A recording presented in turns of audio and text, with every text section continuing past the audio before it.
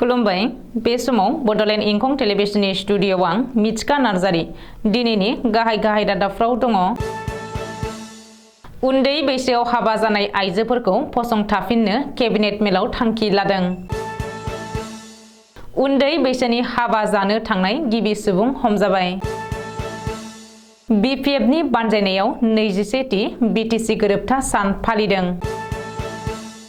रैखाथि बिफानजों मोगा-मोगियाव जिउ गोमानाय उदय असमनि सह'खौ न'आव लाबोबाय। सालबारिनि रुपहियाव 21थि बिटिसि गोरोबथा सान फालिदों।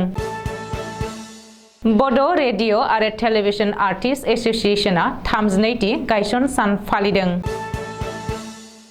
बर' समाजनि आफादगिरि राजेन्द्रनाथ बर'आ जब्रायाव गोग्लैसोनानै दङ। बिजनीआव बिपिएफ दोलोआ 21थि बडलेण्ड गोरोबथा सान खुंफुंदों। सिमलायाव एनपिएसखौ बोखारनानै अपिएसखौ बहाल लाखिनांगौनि दाबिजों सोमावसारदों। गसाइगाव जिल्ला बिपिएफआ 21थि बिटिसि गोरोबथा सान फालिदों।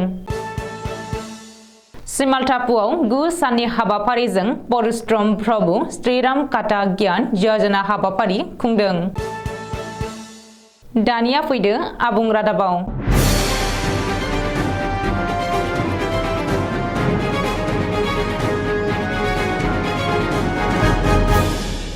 गिबि मन्त्री डक्टर हिमन्त बिश्व शर्मानि दैदेननायाव दिनै जनता भवनाव आसाम सोरखारनि सप्तायारि केबिनेट मेल खुंदों। दिनैनि केबिनेट मेलाव माखासे गोनां थांखिफोर लादों। केबिनेट मेलनि उनाव मन्त्री डक्टर रनज पेगुआ केशव महन्त आरो अशोक सिंघालखौ लोगोआव लानानै मोनसे खौरांगिरि मेल खुंनानै दिनैनि केबिनेट मेलाव लाजानाय थांखिफोरखौ फोरमायथियो। सोलोंथाइ मन्त्री डक्टर रनज पेगुआ खौरांगिरि मेलाव फोरमायथिनाय बायदिब्ला दारिमिनगिरिफोरा आसामाव 100 कौटि रां इनभेस्ट खालामोब्लानो माखासे गोदान पलिसिफोराव साबसिडि मोननो हागोन। रायजोनाङै उन्दै बैसोआव हाबा लानायनि हेंथायै पुलिस बिफाना गोख्रों राहा लानायनि बागै केबिनेट मेलाव सावरायदों आरो पुलिसनि बे खामानिखौ बाख्नायदों। बेजों लोगोसे उन्दै बैसोआव हाबा जानाय आइजोफोरनि सायावबो गेदेर थांखि लादों केबिनेट मेलाव। रनज पेगुआ फोरमायथिनाय बायदिब्ला उन्दै बैसोआव हाबा जानाय आइजोफोरखौ फसंथानायनि थाखाय थांखि लानाय जायो। बबेखानि रायजोआव जिल्लायारि थाखोनि 10 गोदान देहा फाहामसालि लुगोन। बेनि थाखाय सरकारा वर्ल्ड बेंकनिफ्राय 2530 कौटि रां लन लागोन। 25 गामियारि देहा फाहामसालिफोरखौ फाहामफिननाय जागोन। रायजोआव 7 केन्सार देहा फाहामसालिनि खामानिया सोलिगासिनो दङ। बेनि थाखाय 150 कौटि रां दिहुननानै हरनाय जाबाय। कभिडनि गिख्रंथाव अलखद थासारिनि समाव सावस्रि बिफाननि मावफारियाफ्रा खरसा खालामनाय रांखौ सरकारा होफिननो थांखि लादों। बेनि अनगायैबो आसामनि बिहु मोसानायखौ गिनिज वर्ल्ड रेकर्डआव मुं थिसननो नाजानानै फैगौ 14 एप्रिल खालि सरसजाइ स्टेडियामाव बिहु मोसानाय बानजायगोन, जेराव 10,000 मोसाखावरिफ्रा मोसागोन। बे हाबाफारियाव गिबि मन्त्री डक्टर हिमन्त बिश्व शर्माजों लोगोसे गाहाय मन्त्री नरेन्द्र मदियाबो बाहागो लागोन होननानै डक्टर रनज पेगुआ खौरांगिरि मेलाव फोरमायदों। उन्दै बैसोनि हाबा जानो थांनाय गिबि सुबुं हमजाबाय। बङाइगाव जिल्लायाव जादों बे जाथाया। रायजोनि गेजेरावनो उन्दै बैसोनि हाबा जाहैनाय गिबिसिन सुबुंखौ गेरुकाबारि पुलिसआ हमदों। मख'नो गोनांदि सोरखारनि बिथोन बायदियै उन्दै बैसोनि हाबाखौ होबथानो थाखाय उन्दै बैसोआव हाबा लानायफोरनि हेंथायै पुलिसआ गोख्रों अपारेशन खालामनानै आयेन बेरेखा हाबायाव लोब्बा थानाय सुबुंफोरखौ हमगासिनो दङ। जाय जाथायखौ लानानै रायजोनाङै गोख्रों दान्थे-बिदान्थे आरो दुंहाव थासारि सोलिगासिनो। बे समावनो बिजनीनि 2 नं सुपारिगुरियाव उन्दै बैसोनि हाबा जानो थांनाय गिबिसिन सुबुंखौ हमनाय जाथाया सोराङाव फैदों। उन्दै बैसोनि हाबा जानो थांनानै पुलिसजों हमजानाय गिबिसिन सुबुंखौ बङाइगाव जिल्लानि 2 नं सुपारिगुरिनि जाहिर आली मण्डल होननानै सिनायथि हादों। जाहिर आली मण्डला हाबा जानो थांनानै हमजानाय गिबिसिन सुबुं। मिथिनो हानाय बायदिब्ला उन्दै बैसोनि हाबा जाहैनायनि दायाव जाहिर आली मण्डलखौ गेरुकाबारि पुलिसआ हमदों। जाहिर आलिया उन्दै बैसोनि बियादैनि फिसानि हाबा जाहैदोंमोन। मख'नो गोनांदि उन्दै बैसोआव हाबा खालामनायनि हेंथायै अपारेशन खालामनानै पुलिसा दासिम 2780 निबो बांसिन सुबुंखौ हमबाय। बेनिनो उन्दै बैसोआव हाबा लाग्रा आयेन बेरेखा फिसायफोरजों लोगोसे नखरनि सोद्रोमा आरो खाजि पुरहितफोरबो दङ। नाथाय हाबा जानो थांनाय सुबुंखौ हमनाय जाथाया बेनो सेथि आरो बे जाथाया आसामबासिखौ बांसिनै सोमोनांहोदों। दिनै 10 फेब्रुवारि 21थि बिटिसि गोरोबथा सान। बिपिएफ दोलोनि बानजायनायाव दिनै कक्राझाराव 21थि बिटिसि गोरोबथा सान फालिदों। मख'नो गोनांदि 2023 मायथाइनि दिनैनि सानावनो बिएलटि आसाम सोरखार आरो मिरु सोरखारनि गेजेराव बिटिसि गोरोबथा खालामनाय जादोंमोन। हाबाफारि बायदियै दिनैनि फुङाव बिटिसिनि बारग' गाहाय आरो बिपिएफनि आफादगिरि हाग्रामा महिलारिया बिटिसि सेक्रेटारियेट मावख'नि लांगोनायाव थानाय बड'फा उपेन्द्रनाथ ब्रह्मनि मुसुखायाव बिबार बावो। बे हाबाफारियाव हाग्रामा महिलारिया प्रमद बर'खौ गोख्रों रावजों सोंखारियो आरो गिबि मन्त्रि डक्टर हिमन्त बिश्व शर्माखौ बाख्नायो। हाग्रामा महिलारिया बुंदोंदि प्रमद बर'आ सासे बेपारि मानसि, सोरखारि रांखौ गोरोन्थियै बाहायदों। प्रमद बर' सोरखारा अडिटआव फासिगोन। निजेरि फसंथाननि जोहै अडिट जाया। प्रमद बर'आ गावनि जाम्बानि सिनायथि होदों होननानै हाग्रामाया बुंदों। गुबुन फारसे राजखान्थियाव आलादाब्लाबो हिमन्त बिश्व शर्माजों आंहा मोजां सोमोन्दो दङ। राजखान्थियाव सोमोन्दोआ अरायथा नङा। दिनै दं गाबोन गैया। आंहा आरएसएस जोंबो मोजां सोमोन्दो दङ। बेनिखायनो लोगो हमनो थाखायल' थांदोंमोन होननानै हाग्रामाया दाबि खालामदों। बेजों लोगोसे हाग्रामा महिलारिया माब्लाबाबो बिजेपियाव थाङा होननानै दाबि खालामदों।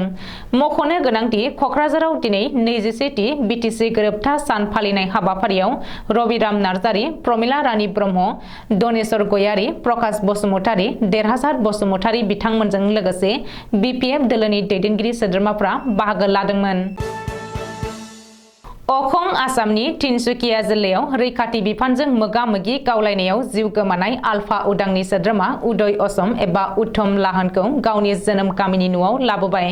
दिनै फुङाव गावनि न'आव लाबोदों उदय असमनि सह'खौ। तिनसुकियानिफ्राय पुलिस बिफाननि गेदेर कनभयजों उदय असमनि सह'खौ लाबोनानै नखरनि सोद्रोमाफोरनो गथायनानै होफैदों। बेनि उनावनो उत्तम लाहानखौ नायनो थाखाय गामियाव माखासे सुबुंनि थुबुर जायो। मिथिनो हानाय बायदिब्ला उत्तम लाहाना 2012 मायथाइयावनो न'निफ्राय ओंखारलांदोंमोन आरो बै समनिफ्रायनो न'आव फैफिनाखैमोन। गोलाव बोसोरनि उनाव दिनै बिमाया फिसाज्ला उत्तमनि गोथै सह'खौसो नुनो मोन्दों। रिपर्ट बायदिब्ला उत्तम लाहाना आसाम पुलिसाव खननै इन्टारभिउ होदोंमोन आरो 1 लाख रां घुस होनायनि उनावबो साख्रि मोनाखैमोन। नखरनि सोद्रोमाफोरा गावसुंथा हानजानिफ्राय रां दाहार लानानै साख्रिनि थाखाय घुस होदोंमोन। नाथाय घुस होनानैबो साख्रि मोनि आरो होनाय रांखौबो मोनफिनिनि थाखाय उत्तम लाहाना आलफा उदांआव हाबफैयो होननानै उत्तमनि बिदाया सुलुङाव फोरमायदों। सालबारि जिल्ला बिपिएफ दोलोनि बानजायनायाव बिटिसि गोरोबथा सानखौ फालिनाय जादों। मख'नो गोनांदि मिरु सोरखार, रायजो सोरखार आरो बारग' बिएलटिनि गेजेराव 2003 मायथाइनि 10 फेब्रुवारि खालि दिनैनि बे सानावनो बिटिसि सुक्तिया जादोंमोन। हाबाफारि बायदियै गिबियावनो हादरनि माहारियारि फिरफिला बिरहोनाय। बिरहोयो भबानिपुर बियाबनि बारग' एमएलए मिलन बर'आ। बेनि उनाव बिपिएफ दोलोनि फिरफिला बिरहोयो। बे हाबाफारिखौ मावफुङो 21 नं सालबारि बियाबनि एमएलए जय मोसाहारिया आरो बड'लेण्डनि थाखाय मुंख्लं जानायफोरनि गोसोखांथियाव आलारि बाथि फोजोङो आरो बिबार बावो। बे हाबाफारिखौ मावफुंजेनो आबोफनि आफादगिरि दिपाली नार्जारिया। बेनि उनावनो गेवलां मेलनि हाबाफारिया जागायो। बे गेवलां मेलनि हाबाफारियाव बिटिसिनि बारग' इएम लोमस्राव दैमारिया गाहाय आलासि महरै बाहागो लानानै बिपिएफनि सोद्रोमाफोरनि थाखाय माखासे बेसेन गोसा बिबुंथि लाखियो। बारग' इएम लोमस्राव दैमारिया हाग्रामा महिलारिनि बिपिएफनि समाव बिटिसिआ जौगादोंमोन होननानै बिबुंथि लाखियो। दिनैनि बे बिटिसि गोरोबथा सान फालिथाय हाबाफारियाव बिटिसिनि बारग' इएम लोमस्राव दैमारिजों लोगोसे बाहागो लाफैबावदों अल इन्डिया रेडिअ गुवाहाटीनि फोसावगिरि, पिपुल जयेन्ट एक्शन कमिटिनि बोसोनगिरि गंगाधर रामसियारिया आरो सालबारि ओनसोलनि समाज सिबियारि नकुल बर'जों लोगोसे बिपिएफ दोलोनि गासै सोद्रोमाफोराबो बाहागो लादों। बाक्सा जिल्लानि सिङाव थानाय मेदाकाटआव सानसेनि बायदि मेहेरगोनां हाबाफारिनि गेजेरजों बड' रेडिअ आरो टेलिभिजन आर्टिस्ट एसोसिएशनआ 32थि गायसन सानखौ गाजा गोमजायै फालिनायखौ नुनो मोनो। गायसन साननि हाबाफारि बायदियै फुंनि 11 रिंगायाव गौतुमनि फिरफिला बिरहोयो बड' रेडिअ आरो टेलिभिजन आर्टिस्ट एसोसिएशननि लेङाइ आफादगिरि हेमचन्द्र खाख्लारिया। बेनि उनाव लोगो लोगोनो मुंख्लंफोरनो बिबार बावजेनो रेडिअ महरगिरि कामेश्वर बर'आ। हाबाफारि बायदियै 11:30 रिंगायाव बिफां फुलि गायनाय बिफां फुलिखौ गायजेनो भालुकदंगा बिद्यापीठ गोजौ फरायसालिनि लेङाइ फोरोंगिरि मतिलाल स्वर्गियारिया। हाबाफारि बायदियै सानजौफुनि 12 रिंगानिफ्राय फालिथायनि सावराय मेला अशोक कुमार ब्रह्मनि मेल दैदेननायाव जागायो। बे सावराय मेलाव गोबां गागि आरो जाखांफुनाय रेडिअ टेलिभिजनाव मेथाइ रोजाबनाय आरो मोसाग्रा महरगिरिफोरखौबो बाहागो लानायखौ नुनो मोनो। दुलाराय बर' समाजनि गागि आफादगिरि राजेन्द्रनाथ बर'आ गोबाव समनिफ्रायनो गोब्राब जब्रियाव गोग्लैनानै दङ। आथिखालाव दतमा तुरिबारि गामियाव गावनि न'आवनो देहायारि जेंनाजों भुगिनांनानै बिसनायाव गोग्लैनानै दङ। बिथांनि देहाया थाबैनो गाहामाव फैफिनदों होननानै बर' रेबग्रा जथुमनि आफादगिरि राजेन बसुमतारी आरो गाहाय नेहाथारि आनन्दराम औवारी बिथांमोना अबंलावरिनाव आरज गाबदों। चिरां जिल्लानि बिजनी नोगोराव BPF दोलोआ 21थि बड'लेण्ड गोरोबथा सान खुंदों। बिजनी जिल्ला कमिटि BPF दोलोआ बिजनी नोगोरनि 4 नं वार्डआव थानाय गावनि दोलोआरि मावख'आव खुंफुंदों। शुक्रबार खालि फुंनि 9 रिंगायाव हाबाफारि बायदियै हादरारि फिरफिलाखौ बिरहोजेनो 33 नं बिजनी LSनि बारग' MLA कमल कुमार ब्रह्मआ। बेनि उनाव लोगो लोगोनो बिजनी जिल्ला BPF दोलोनि आफादगिरि रमाकान्त बसुमतारीया दोलोआरि फिरफिलाखौ बिरहोयो। बेनि उनाव मुंख्लंफोरनो बिबार बावजेनो BSनि बारग' EM बलराम बसुमतारीया। आफादगिरि रमाकान्त बसुमतारीनि मासि दैदेननायाव फुंनि 10 रिंगायाव मोनसे सावरायमा मेल जथुमनाय जायो। बे सावरायमा मेलाव 33 नं बिजनी LSनि बारग' MLA रमिय कुमार ब्रह्मआ बिबुंथि होयो। गावनि बिबुंथियाव रमिय कुमार ब्रह्मआ बुंदों दि आथिखालाव BPF दोलोआ दासिमबो गोख्रोङैनो दङ आरो BPF दोलोनि गासैबो मावथिफ्रा गोसो गुदुङै बयबो बे 21थि बड'लेण्ड गोरोबथा सान फालिनायाव गाजा गोमजायै बाहागो लाफैनायखौ नुनानै गावनि गोजोननायखौ फोरमायो। लोगोसे उननि समाव BPF दोलोआ गोख्रोंसिन जाबावगोन होननानै फोरमायबावो आरो खुंथायनि गोहोआव गैयाब्लाबो बयबो दोलोनि मावथिफोरखौ रायजो राजानि थाखाय खामानि मावलांनो खावलायो।